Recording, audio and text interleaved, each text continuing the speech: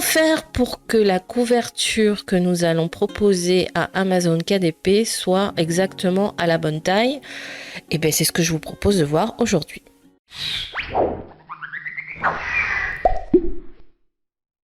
Il y a deux possibilités pour arriver à une couverture que KDP va accepter. La première, c'est d'utiliser Canva. Donc dans une dernière vidéo, je vous ai montré comment faire le modèle, le pattern. Donc j'ai repris celui-ci. Je vais grouper mon image. Hop, comme ça. Vous voyez, si je bouge, il y a tout qui bouge en même temps. Enfin, si ma souris veut bien me suivre, comme j'enregistre en même temps mon écran, on a un petit peu de mal à suivre. Alors, comment trouver les bonnes dimensions? C'est pas compliqué, on va aller sur Amazon KDP qui nous propose outils et ressources KDP. Alors en descendant un petit peu, on arrive à calculateur de configuration du fichier d'un livre broché. Donc, on télécharge le calculateur qui arrive sous la forme d'un fichier Excel. On l'ouvre, on doit rentrer 3 informations. Donc d'abord, encre et papier. Donc moi je vais le mettre en encre noire papier blanc.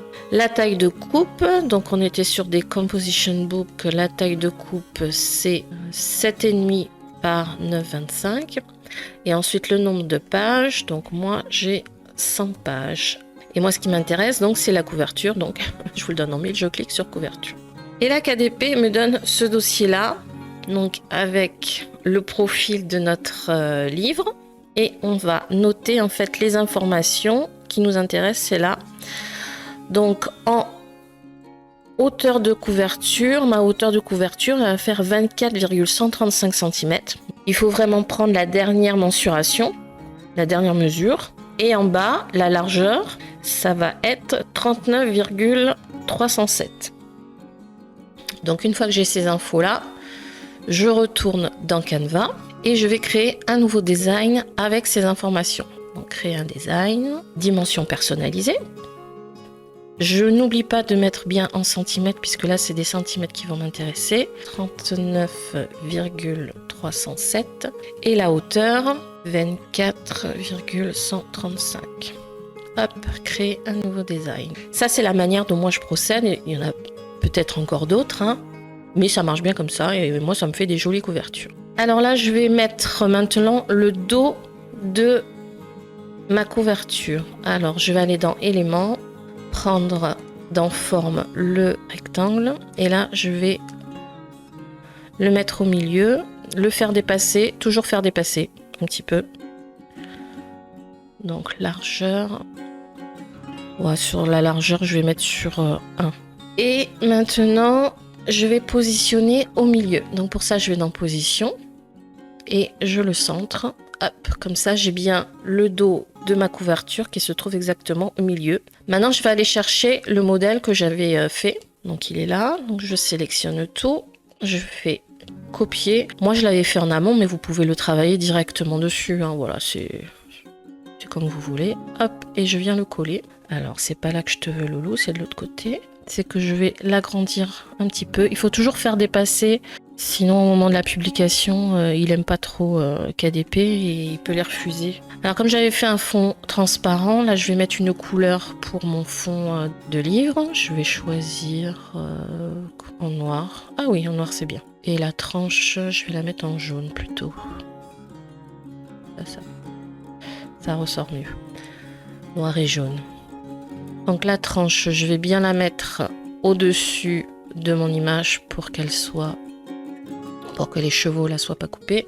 Et comme je veux aussi que sur l'arrière de mon livre avoir le même dessin, hop, je viens le mettre là et je vais dégrouper pour enlever l'étiquette parce qu'évidemment il n'y a pas l'étiquette dans le dos. J'ai plus qu'à télécharger en format PDF et j'aurai ma couverture aux bonnes dimensions que KDP va accepter. Voilà, on a une superbe couverture qui est quand même assez sympa, hein. Maintenant, je vous montre la deuxième manière qui est payante cette fois-ci. Tout ce que je viens de faire, vous pouvez le faire gratuitement sur Canva. La deuxième manière, c'est avec Bookbolt et Bookbolt, c'est un abonnement. Donc quand vous arrivez sur Bookbolt, vous avez d'abord cette première fenêtre qui vous demande de choisir le format de votre couverture. L'avantage, c'est que tout est automatisé avec Bookbolt et vous n'avez pas besoin de réfléchir 50 000 fois. Donc On est bien sur une couverture, pas un intérieur.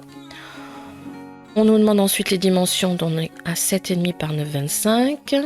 Moi, je le prends en blanc et on est sur un nombre de pages de 100.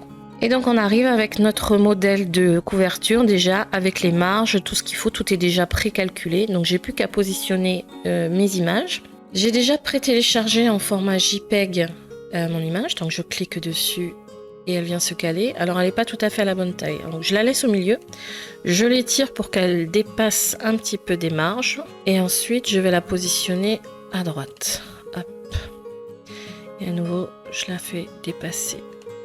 Voilà. Toujours faire dépasser quand vous faites les marges, sinon KDP il peut refuser et il va vous renvoyer un mail en disant vous devez rajouter je sais plus combien de marges à vos images. Ben c'est ça en fait, c'est ça le problème. Bon là je vais pas m'embêter, je vais laisser l'arrière de la couverture vierge. Je vais juste prendre la couleur, je vais laisser en rose et je vais rajouter également mon rectangle pour le dos de la couverture. Donc je vais dans Shape.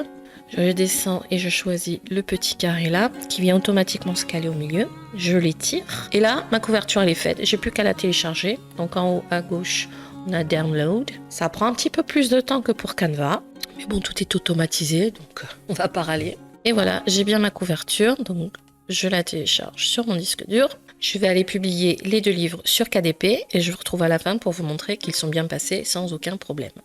Je vous ai épargné la première partie où il fallait rentrer le titre, l'auteur, les mots-clés, la description pour passer directement au chargement de la couverture. Et donc, on va lancer l'outil de prévisualisation. Normalement, tout devrait être nickel puisque j'ai bien respecté toutes les dimensions qu'il fallait.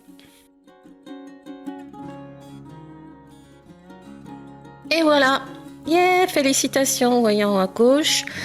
Donc, c'est nickel, il va être approuvé par Amazon, il n'y a pas de souci. Je vérifie l'intérieur, mais bon, voilà, c'était basique, il n'y a pas de souci.